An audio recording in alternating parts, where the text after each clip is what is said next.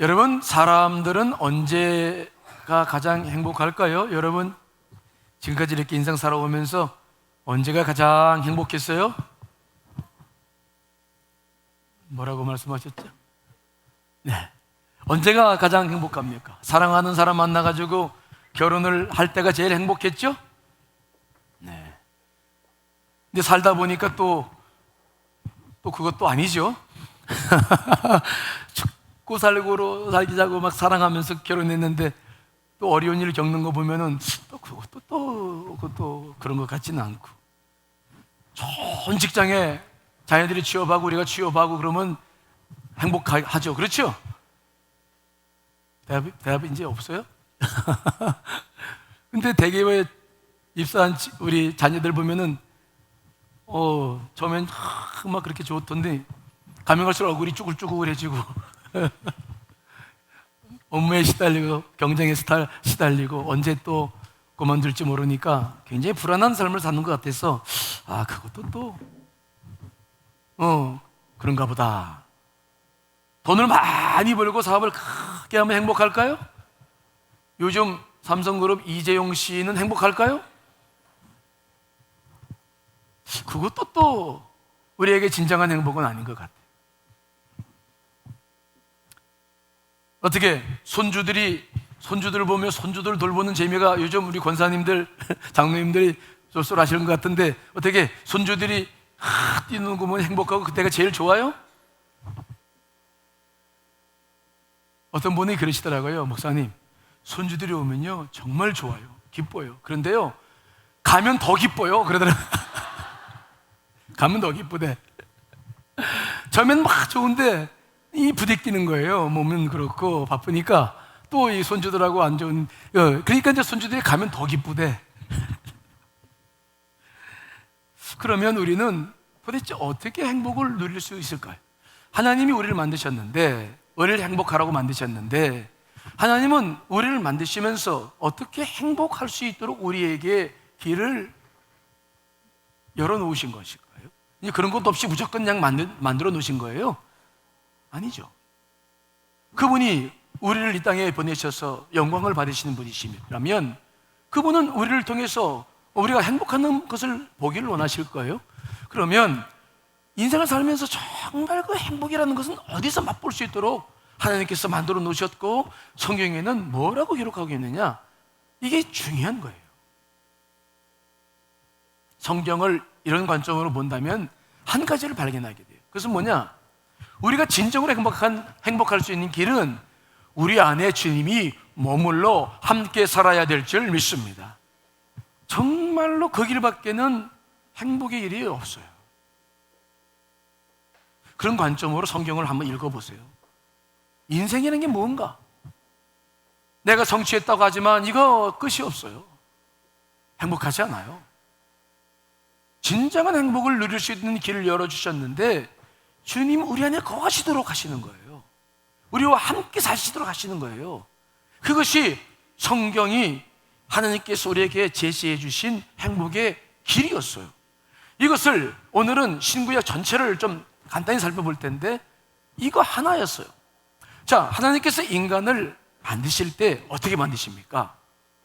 자, 창세기 2장 7절 말씀 한번 읽어볼까요? 시작. 여호와 하나님이 땅의 흙으로 사람을 지으시고 생기를 그 코에 불어넣으시니 사람이 생명이 되니라. 인간을 만들 때부터 하나님은 어떻게 만드십니까? 우리 인간이 하나님이 거처하는 초소가 되게 만들어요. 흙으로 만드셨어. 그것으로 생명이 되게 하실 수 있는데, 하나님이 그렇게 해놓으시지 않으시고 흙으로 만들어 오신 다음에 거기다가 뭘 집어넣으신다고? 자기의 영을 집어넣죠. 하나님이 함께 할 수 있도록 하시는 것이 이게 인간이에요. 그래서 그렇게 함께 창조된 아담과 하와는 에덴 동산에서 너무 행복했잖아요. 그들이 죄를 짓기까지, 죄를 져서 영이 죽기까지 그들은 가장 행복한 시간을 보냈어요. 부족함이 없었어요. 이게 인간이 누리는 행복의 길이고 행복한 모습이에요. 하나님께서 우리와 함께 하셔야 된다. 이것이 그분이 우리를 만드시면서 제시하신 행복의 길이었어요. 그런데 아담과 하와가 선악과를 다 먹고 죄를 짓고 저주받고 영이 죽죠. 이제 동생에서 쫓겨나요.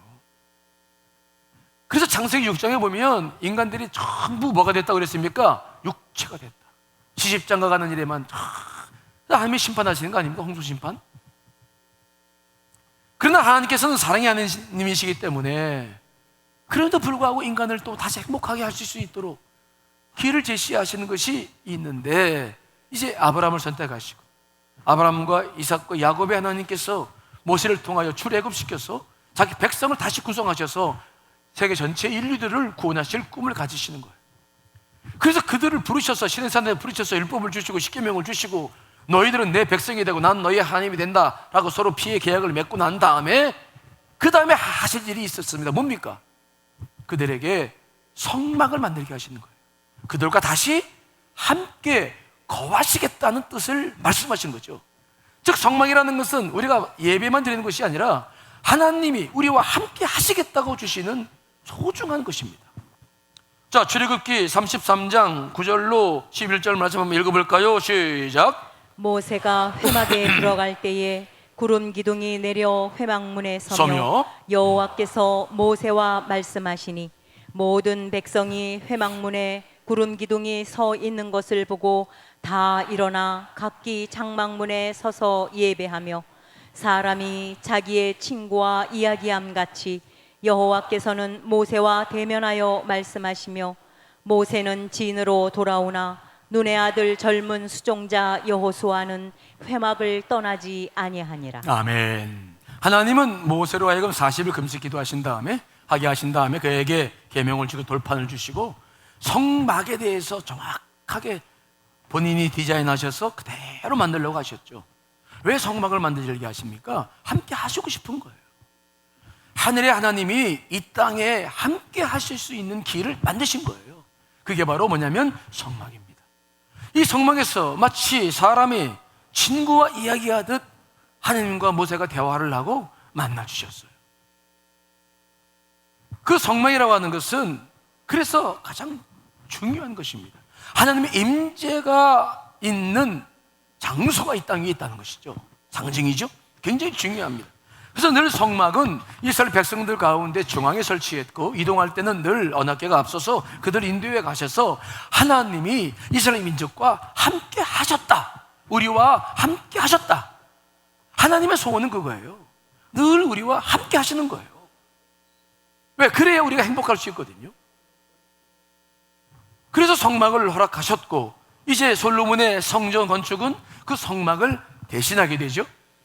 그래서 하나님께서 그 솔로몬이 1천번제를 드린 다음에 그에게 꿈에 나타나서 솔로몬에게 하신 말씀이 무엇입니까?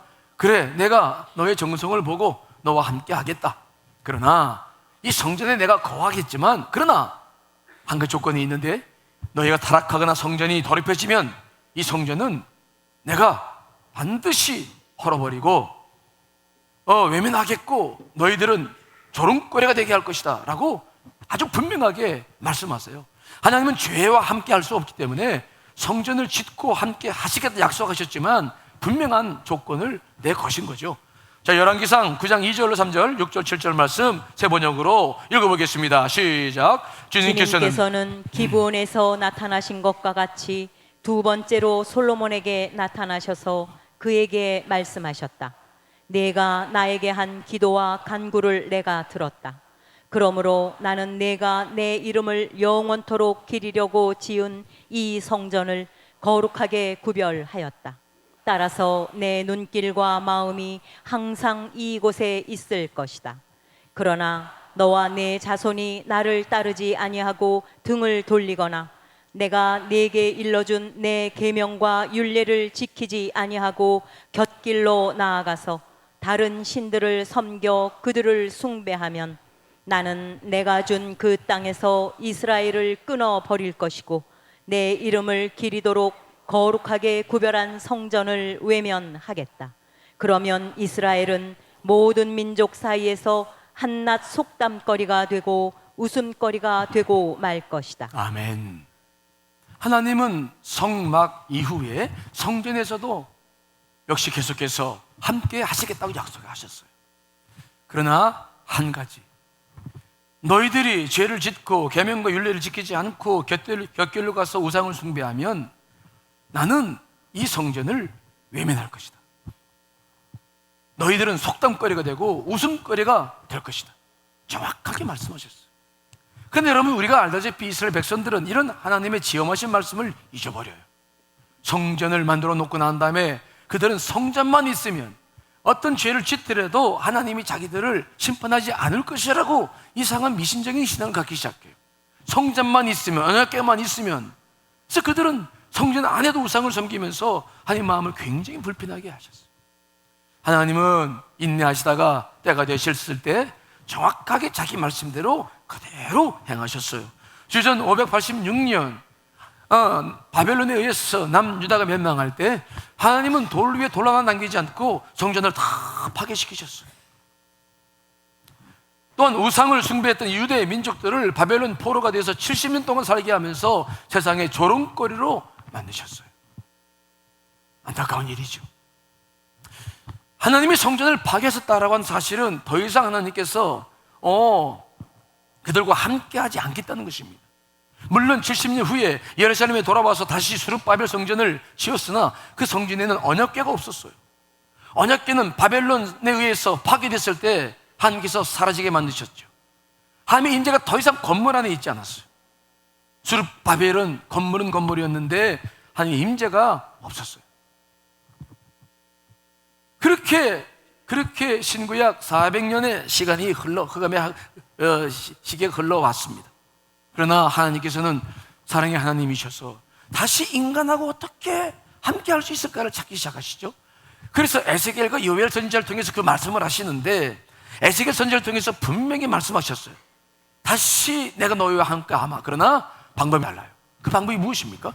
자, 오늘 본문의 말씀이죠. 에스겔 36장 26절 27절 말씀 제 번역으로 읽어보겠습니다. 시작. 너희에게 새로운 마음을 주고 너희 속에 새로운 영을 넣어주며 너희 몸에서 돌같이 굳은 마음을 없애고 살갗처럼 부드러운 마음을 주며 너희 속에 내 영을 두어 너희가 나의 모든 율례대로 행동하게 하겠다. 그러면 너희가 내 모든 규례를 지키고 실천할 것이다. 아멘. 하나님은 두 가지를 약속하셨어요. 첫째는 뭡니까? 우리에게 새로운 마음을 주겠다, 새 영을 주겠다. 우리 영은 죽었습니다. 그래서 하나님께서 우리 안에 머물지 못하시는 거죠. 그런데 이제는 그래서 건물에 머물러 보셨는데 인간들은 변하지 않았어요. 우리가 지난 주일날 설교를 들었죠. 예수님 밖에 있을 때 제자들도 변화되지 않았어요. 그래서 하나님은 이제 인간 안에 거주하기로 원하셨어요. 그러나 우리의 영이 죽어있기 때문에 어쩔 수 없이 하나님은 새 영을 주시겠다, 새롭게 우리의 영을 주셔서 우리로 하여금 하나님이 거처할 처소로 만들어 주시겠다라고 약속을 해 주셨어요. 즉 새 영, 죽은 옛사람, 십자가에 못 박혀 죽은 옛사람으로는 그분이 우리 안에 있을 수 없었어요. 그러므로 예수님께서 이 땅에 오셔서 십자가에 못 박으심으로 우리의 모든 죄를 사해 주심으로 그분이 새로운 영을 우리에게 허락해 주신 줄 믿습니다. 그래서 이 말씀은, 이 에스겔의 말씀은 무엇으로 이루어졌느냐? 예수 그리스도가 이 땅에 오셔서 십자가를 지심으로 우리를 거듭나게 하셨다. 거듭남으로 우리는 새 생명을 얻게 되었다. 이것이 우리로 하여금 하나님이 머물 수 있는 거처가 되게 하는 그런 일이었던 것입니다. 우리는 고린도후서 5장 17절에 있는 말씀처럼 그런즉 누구든지 그리스도 안에 있으면 새로운 피조물이라 이전 것이 지나갔으니 보라 새 것이 되었도다. 우리는 새 생명을 얻었어요. 옛 자아는 죽었습니다. 그것은 고쳤을 수가 없었어요. 그래서 옛 자는 십자가에 죽이시고 새 영을 우리에게 허락해 주신 것이 예수 그리스도가 이 땅에 오셔서 십자가를 지신 일이었습니다. 마치 이스라엘 백성들에게 성막과 성전을 건축해서 거기에 머무신 것처럼 이제는 우리의 심령을 새롭게 하심으로 우리 안에 머물 수 있게 하셨다. 자, 여러분 요한복음 6장 56절 말씀 읽어보겠습니다. 시작. 내 살을 먹고 내 피를 마시는 자는 내 안에 거하고 나도 그의 안에 거하나니. 이제는 그분의 살과 피를 먹고 마심으로 우리가 예수 그리스도 안에 거하고 예수님이 우리 안에 거하실 수 있는 은혜를 누리게 된 줄 믿습니다. 이것을 우리는 무엇으로 이 일을 표현하냐면 거듭났다, 새 생명을 얻은 거예요. 거듭 2번 태어나는 것입니다.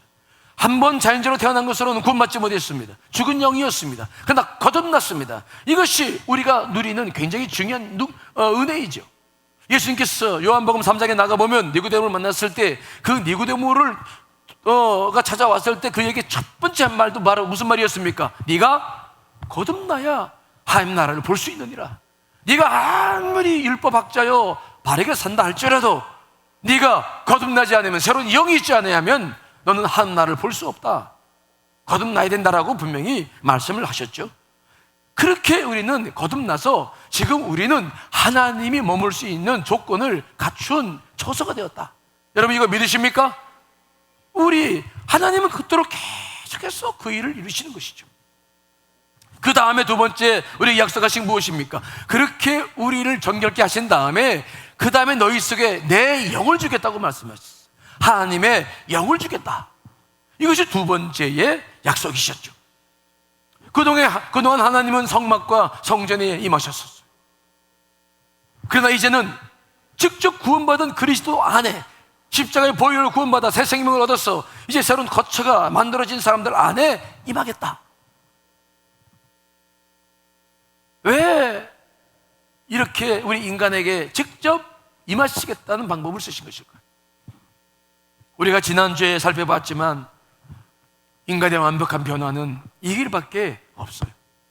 성전에서 머물러 보셨습니다. 성막에서도 머물러 보셨습니다. 인간은 변하지 않았습니다. 예수님이 육을 입고 이 땅에 오셔서 제자들 곁에 있어서 봤습니다. 가장 가까이에서 말씀도 전해보고 이적과 기사를 이루어봤습니다. 하지만 제자들은 완전히 변화되지 않았습니다. 그래서 주님께서 계획하신 것은 뭐냐? 오늘 에스겔을 통해서 결정하신 것은 뭐냐? 다시 우리 안에 임하시겠다는 것이죠. 이것은 무엇을 통해서 이루어졌습니까? 오순절 성령의 강림을 통해서 성령의 내주하심으로 이루어지게 된 줄 믿습니다. 오순절 성령의 역사는 그래서 굉장히 중요한 것입니다. 이것이 바로 예수 그리스도의 영이 다시 영으로, 육체를 입지 않은 영이 우리 안에 머물면서 우리 안에 내주하시게 되었다는 것을 우리들에게 말씀해 주고 있는 것이죠. 그래서 예수님께서는 십자가를 지시기 전부터 계속해서 말씀하신 것이 무엇입니까? 내가 실상을 말하노니 사실은 내가 너희들을 떠나는 것이 훨씬 너희들에게 유익하다. 왜? 내가 떠나지 않으면 보혜사가 너희에게 올 수 없으나 내가 떠나면 그 영이 너희 안에 들어올 수 있기 때문에 이것이 바로 내가 해야 할 일이다. 그러니 십자가 지기 전부터 성령을 받아야 된다. 성령을 기다려라 라고 누누이 강조하셨던 것을 우리가 보는 것입니다. 그래서 사도 바울이 이러한 신구약의 전체를 통틀어서 하나님께서 우리 인간에게 행복의 길을 제시해 주시고 그 길을 이루어 오셨던 이 신구약 4000년의 전체 역사를 한마디로 딱 표현한 것이 있습니다. 우리의 상태와 모든 것을 표현했죠. 무엇입니까? 자, 고린도전서 3장 16절 17절 말씀 읽어봅니다. 시작. 너희는 너희가 하나님의 성전인 것과 하나님의 성령이 너희 안에 계시는 것을 알지 못하느냐? 누구든지 하나님의 성전을 더럽히면 하나님이 그 사람을 멸하시리라. 하나님의 성전은 거룩하니 너희도 그러하니라. 아멘. 하나님은 지난 4000년 동안 인간을 창조하신 것부터 우리 안에 거하시기를 원하셨어요. 왜? 그 길이 우리가 행복을 누릴 수 있는 길이기 때문에 하나님은 그 일을 끊임없이 해오셨죠. 아담을 창조하시고 그 안에 거주하시던 주님이 드디어 오순절 성령 역사를 통하여 우리 안에 강림하시며 우리 안에 머물게 되신 줄 분명히 믿습니다. 이제 하나님께서는 성막이나 성전에 임하셨던 것처럼 우리 안에 내면에 임하시고 계신 것이죠. 따라서 우리는 우리 내면의 깊은 곳에서 그분을 만날 수 있고 그분의 음성을 들을 수 있고 그분과 동행하는 복을 누리게 된 줄 믿습니다. 그래서 인생을 정말 행복하게 살려고 하는 사람들은 이것을 발견하고 이것을 이루어가는 사람이에요. 이 맛을 보는 사람이라고요. 이 맛을 보는 사람이에요. 이건 하나님께서 제시하신 길이고 우리를 위해서 지금까지 모든 것을 이루어 놓으신 결과물이에요. 십자가에 달리신 예수 그리스도만 바라보지 마시고 여러분 안에 거하시는 성령님과 교제하시기를 간절히 축원합니다. 이게 하나님께서 우주 만물을 지으시고 지금까지 하신 일이에요. 지금도 우리에게 원하시는 것입니다. 며칠 전에 제 누님이 세 분이 계신데 바로 위에 누님이 미국에 사시는데 그분이 전화를 했어요. 그분이 삶의 역경을 많이 겪었어요. 때로는 많은 사업도 하고 큰일도 뭐 이루어봤지만 미국에서는 정말 많은 것들을 잃고 부부관계부터 시작해서 많은 나쁨을 경험하게 했죠. 근데 그분이 전화가 왔어. 누님 웬일이세요? 오랜만이라고. 여러 가지 얘기를 하는데 그분이 그러세요. 민 목사, 나 요즘 행복해. 그래요? 뭐 사업이 일어났어요? 아니 그건 아니야. 그럼 뭐예요?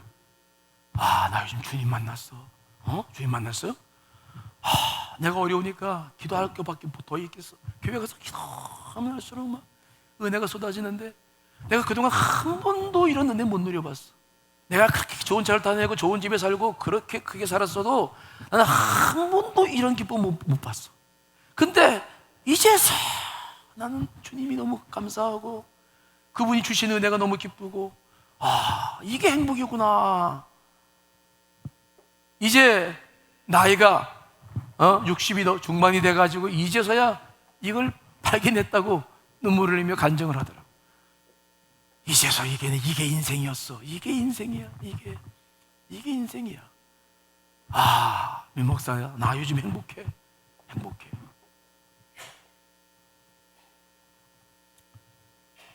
우리는 주의 영이 머무는 성전에, 성전에서 찬양이 울려 퍼지고 예배가 드려지고 말씀이 울려 퍼지고 그 뭔가 교제가 이루어져요. 우리가 인생을 살아가면서 이보다 더한 행복과 축복이 어디 있겠습니까? 그러나 우리는 이렇게 놀라운 역사 속에서 새 집이 만들어지고 놀라운 집에 살게 되었음에도 불구하고 아직 이 기쁨을 누리지 못해요.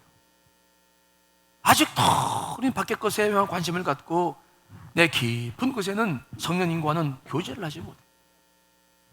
그래 여러분, 우리가 원하는 거 다 내 속에 있어요. 우리가 원하는 모든 것들 우리 성전 안에 있어요. 자, 오순절 성령의 역사가 시작되었을 때 그때 여러분 무슨 일이 벌어졌습니까? 우리가 계속 성령의 말씀을 다음 주에도 계속 듣겠습니다만은 오늘은 오순절 성령의 강림을 통해서 어떤 변화가 있었는지 좀 보겠습니다. 정말로 그것이 어떤 행복이었나? 그들에게 어떤 행복이었습니까? 여러분, 제일 먼저 기억해야 될 게 있는데 이 오순절 성령의 강림은 예수 그리스도의 영원한 임재와 내주하심을 우리의 이 땅 위에 실현된 가장 중요한 날이었어요. 우리 주님께서는 지난 공생의 3년 동안 12명의 제자를 훈련시키시고 가르치셨습니다. 거기에 온 노력을 다 기울이셨으나 우리가 알다시피 제자들은 예전 상태 그대로 변화되지 않았어요. 물론 예수님께서 훈련시키신 방법이 있는데 교육 내용이 잘못된 것이 아니었어요. 예수님의 권위 있는 말씀은 서기관들이 놀랐고 바리새인들이 놀랄 정도로 권위 있었고 그분의 말씀은 은혜가 충만했어요. 근데 뭐가 문제였느냐? 제자들 밖에서, 제자 밖에서 있었어요. 몸을 지니고 계신 그분은 다른 건 다 할 수 있었으나 그들 몸 안으로는 못 들어갔어. 그래서 몸 밖에서 해바리 소리치고 중요한 말씀을 가리키고 이적을 보여도 제자들이 볼 때뿐이에요. 문 닫아버리면 끝나. 아무런 변화를 느낄 수 없었어요. 그러나 오순절 성령의 역사를 통해서 주의 영으로, 주님께서 다시 영으로 임하기 시작했죠. 그때부터 이 제자들의 완전한 변화가 이루어지죠. 그 변화는 뭐냐? 먼저 주님께서 그들 안에 계실 수 있었다. 자, 요한복음 14장 18절 20절 말씀 읽어보겠습니다. 시작. 내가 너희를 고아와 같이 버려두지 아니하고 너희에게로 오리라. 그 날에는 내가 아버지 안에, 너희가 내 안에, 내가 너희 안에 있는 것을 너희가 알리라. 아멘. 주님께서 십자가를 지시기 전에 늘 말씀하셨어요. 너희들 고아처럼 버리지 않을 거야. 내가 너희들과 함께 할 거다. 그래 너희들이 변화되고 진정으로 행복한 삶을 살 수 있기 때문에 내가 이 땅에 왔지만 십자가를 지는 것으로 끝나지 않을 거야. 너희들과 함께 할 거야. 여러분, 그 약속의 말씀이 이 성령 강림을 통해서 드디어 이루어진 거예요. 십자가에 못 박힌 예수 그리스도는 그것으로 끝난 것이 아니라 주의 영으로 우리 안에 들어오게 된 줄 믿습니다. 제자들 안에 들어가시게 된 것입니다. 그래서 그들이 밖에서 아무리 소리쳐도 들리지 않던 소리가 이제 들리기 시작하는 거예요. 그때부터 내면의 변화가 시작되었습니다.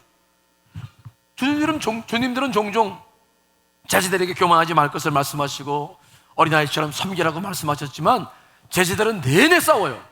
하다못해 십자가를 지시기 전에 마지막 만찬석상에서도 그들은 서로 누가 높으냐고 싸웠어요. 그 정도로 이들은 주님의 말씀을 실천하지 못했어요. 새 계명을 주노니 서로 사랑하라 말씀하지 했지만 그건 지키지 못했어요. 그런데 언제부터 달라졌습니까? 새 계명. 자, 여러분, 예수님께서 그들에게 주신 새 계명 한번 확인해 볼까요? 요한복음 13장 34절 35절 읽어봅니다. 시작. 새 계명을 너희에게 주노니 서로 사랑하라. 내가 너희를 사랑한 것 같이 너희도 서로 사랑하라. 너희가 서로 사랑하면 이로써 모든 사람이 너희가 내 제자인 줄 알리라. 사랑하라고 그렇게 목이 터져라 외쳤지만 그들은 사랑 못했어요. 예수님이 밖에 계셔서 아무리 좋은 소리를 해도 안 들어요. 들리지 않았어요. 변화가 없었어요. 사랑하지 않았어요. 그러나 주님이 그들 안에 들어오셨죠.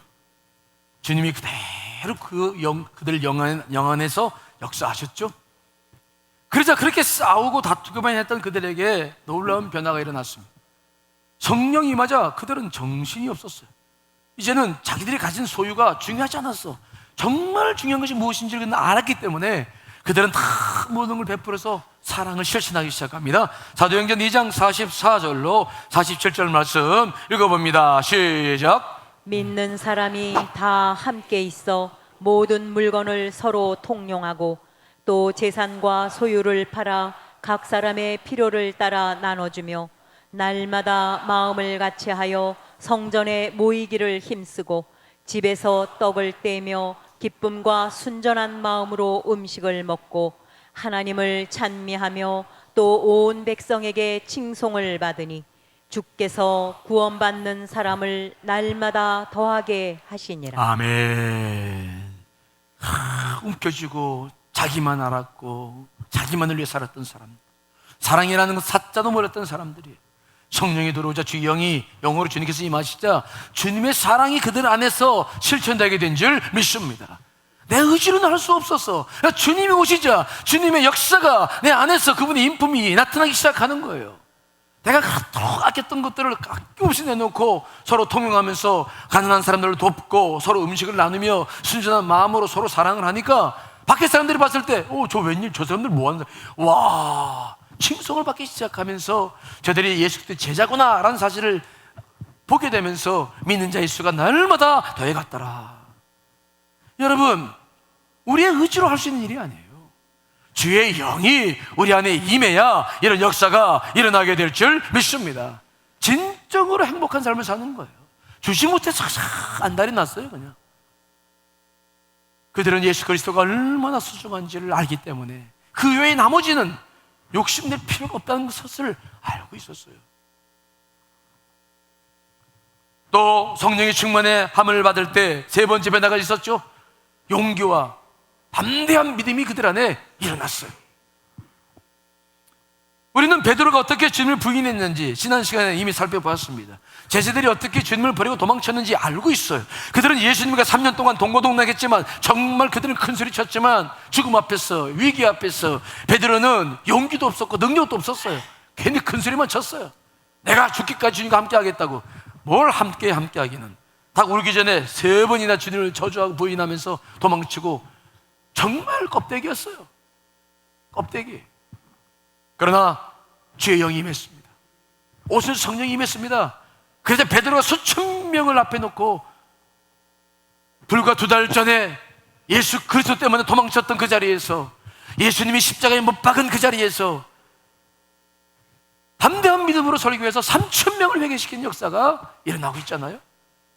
그리고 베드로와 요한이 성전에 들어가다가 안전비가 구걸할 때에 그를 이렇게 세워서 고침으로 말미암아 얼마나 많은 또 어려움을 겪습니까? 잡혀가지고 고난당하고 그 다음날 또 신문 받았고 회유 받으면서 너희들이 앞으로 예수 그리스도 부활했다고 소식 전하지 않으면 살려주겠다. 어떻게 할 거냐?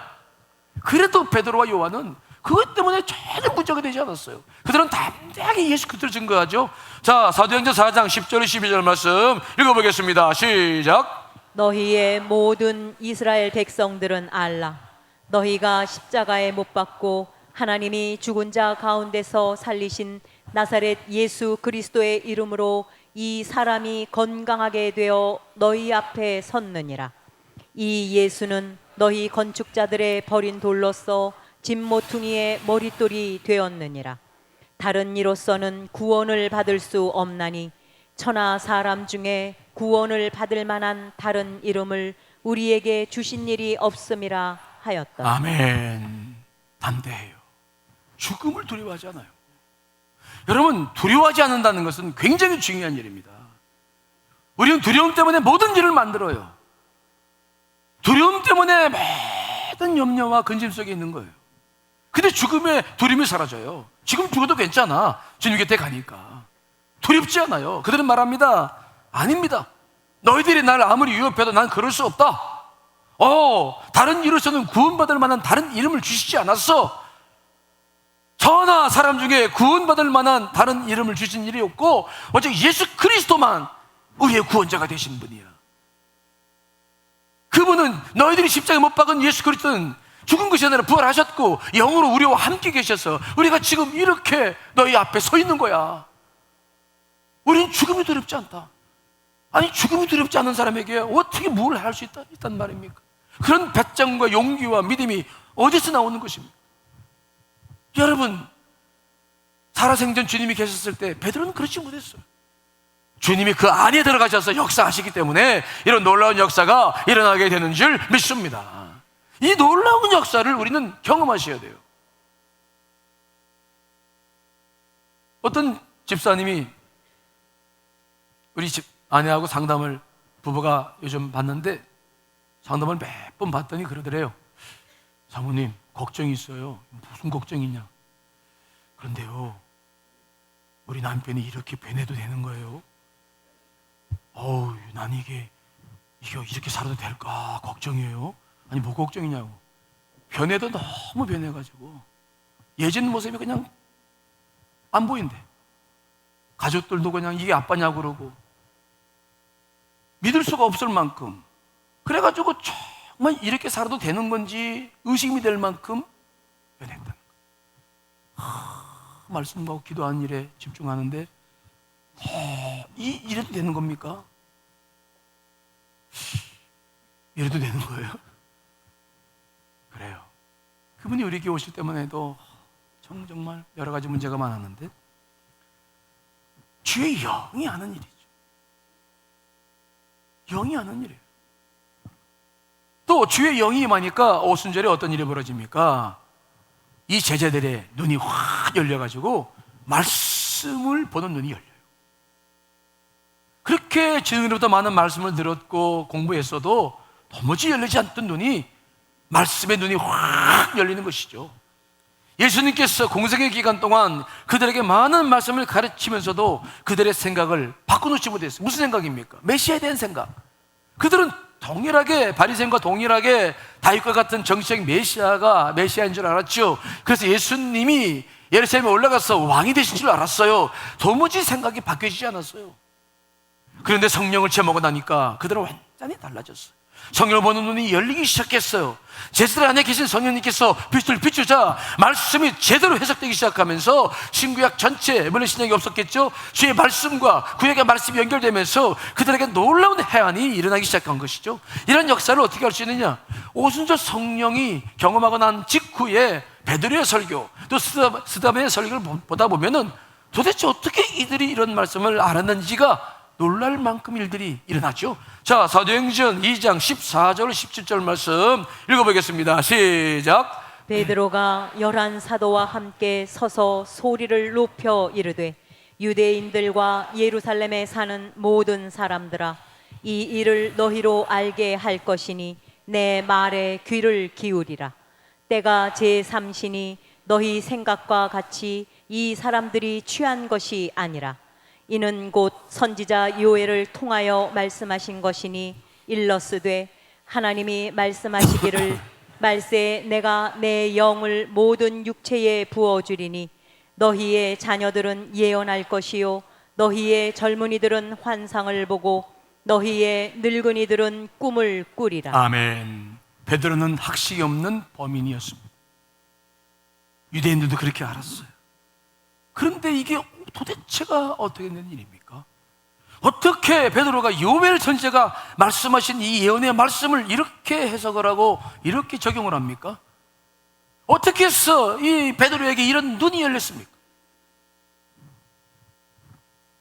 말세 내가 내 영을 모든 육체에 부어주리니 너희 자녀들은 예언할 것이요 너희의 젊은이들은 환상을 보고 너희의 늙은이들은 꿈을 꾸리라. 이 놀라운 예언의 말씀, 이 말씀들이 어떻게 베드로의 입에서 거침없이 나오는 것입니까? 학문도 없었던 베드로, 구약 성경도 제대로 몰랐던 베드로, 주의 말씀을 그렇게 들어도 다 잊어버리고 생각지도 못했던 베드로, 어떻게 이런 일이 베드로 입에서 나올 수 있는 것입니까? 여러분, 그것은 다름이 아닙니다. 예수님께서 이미 말씀하셨어요. 자, 여러분 요한복음 14장 26절 말씀 읽어보겠습니다. 시작. 보혜사 곧 아버지께서 내 이름으로 보내실 성령, 그가 너희에게 모든 것을 가르치고 내가 너희에게 말한 모든 것을 생각나게 하리라. 아멘. 성령이 임할 때 생기는 현상이에요.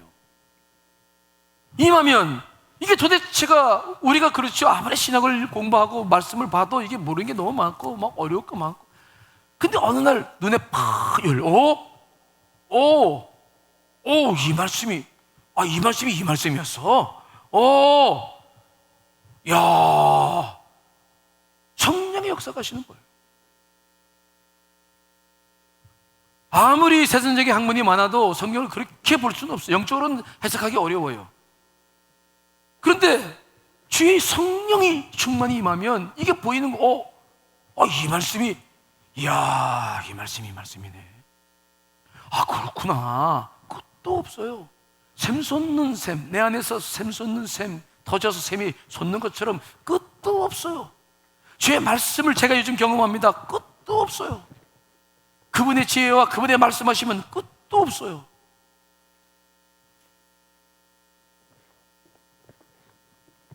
이런 놀라운 일들이 무엇을 통해서 이루어지느냐? 성령이 내 안에 들어오심으로 이루어지는 줄 믿습니다. 우리가 아무리 예배를 잘 드리고 말씀을 보고 해도 주님이 내 밖에 있어버리면, 내 안에 계신 주님과 깊은 교제를 하지 못하면, 우리가 다음 주부터 이제 그 성령님에 대한 이제 인격적인 부분과 그런 부분도 더 깊이 공부할 겁니다. 말씀을 들을 건데, 그분과 교제를 하지 못하면은 우리는 아무것도 아닌 거예요. 십자가 은혜 늘 보면서 은혜 받죠. 아멘. 회개하고 그냥 눈물 흘리고 그것으로 끝이요. 그러나 이제는 십자가 예수 그리스도뿐만 아니라 내주하시는 예수 그리스도의 영을 만나야 될 줄 믿습니다. 그분과 교제하고 그분이 내 안을, 나를 주관할 수 있어야 돼요. 그래야 이런 놀라운 변화와 놀라운 삶을 살게 될 줄 믿습니다.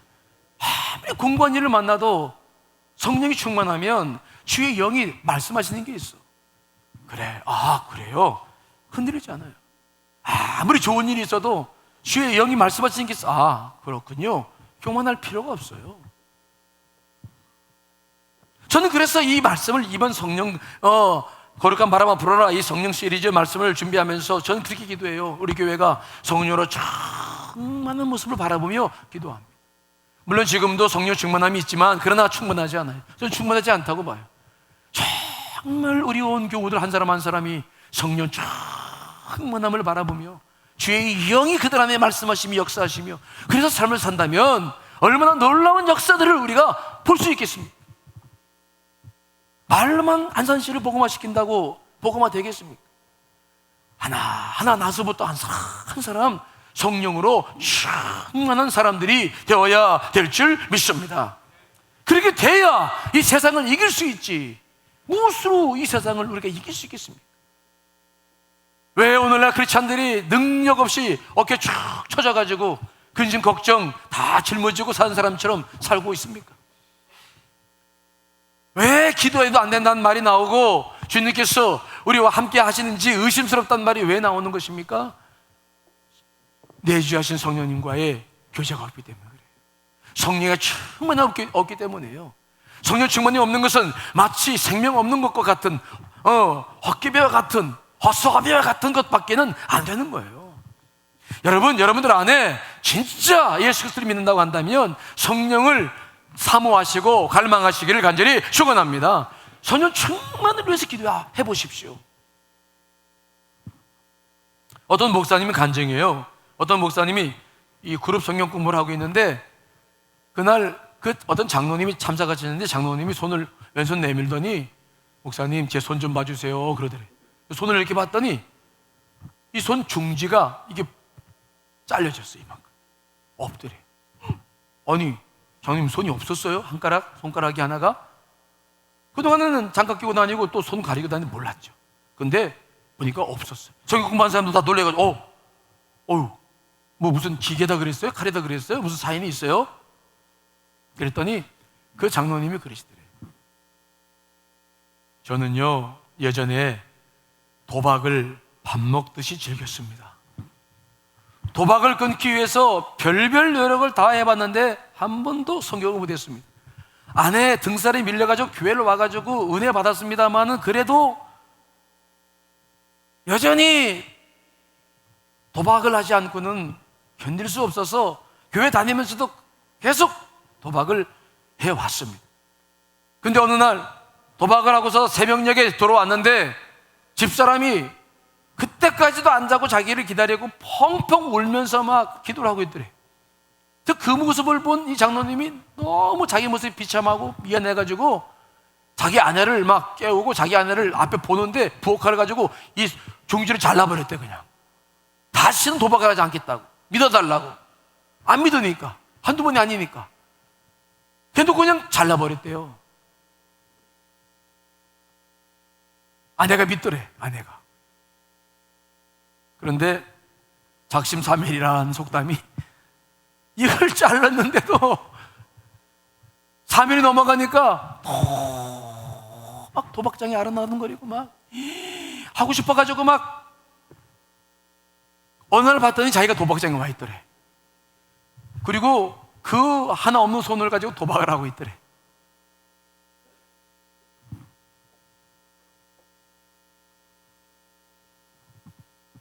그래서 그것 때문에 기도하고 막 몸부림을 치며 살았는데 어느 날 예배를 드리다가 설교의 말씀이 귀에 들어오더래.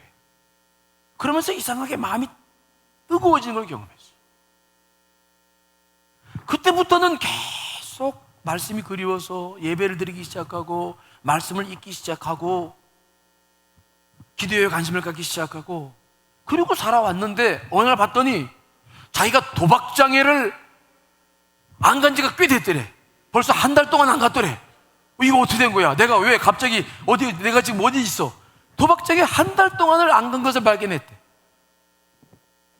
이야, 기적이다. 이거 어떻게 일어나 봤더니 자기 안에 성령님이 하신 일이라는 말씀을 듣고는 그때 깊은 은혜를 또 받은 거예요.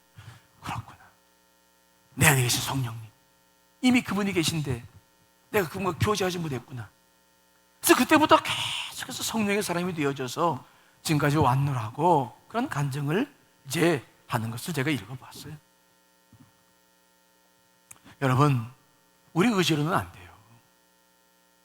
우리의 가지고 있는 지식 가지고는 다 알죠. 뭐가 잘못되고 뭐가 안 되고.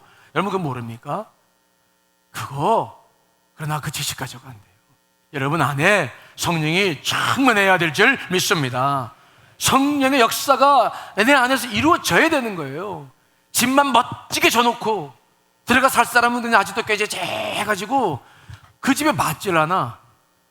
그 집을 누리지를 못한다고 한다면 그게 집을 져놓고 그게 할 일이겠습니까? 이미 우리는 주님이 거하시는 성전이 된 줄 믿습니다. 그 성전을 거룩하게 하면서 그 성전에서 누려야 될 기쁨을 누려야 되는 거예요. 그 은혜가 우리 안에 있는 것, 이것이 가장 행복한 삶이에요. 하나님께서 우리를 이 땅에 보내시면서 그분이 지금도 기도하시며 원하시는 것이 있다면 우리가 성령님과 동행하며 에덴 동산을 거닐던 아담처럼 그렇게 살기를 원하시는 줄 믿습니다. 여러분들 하늘에 이런 은혜가 충만하시기를 간절히 축원합니다.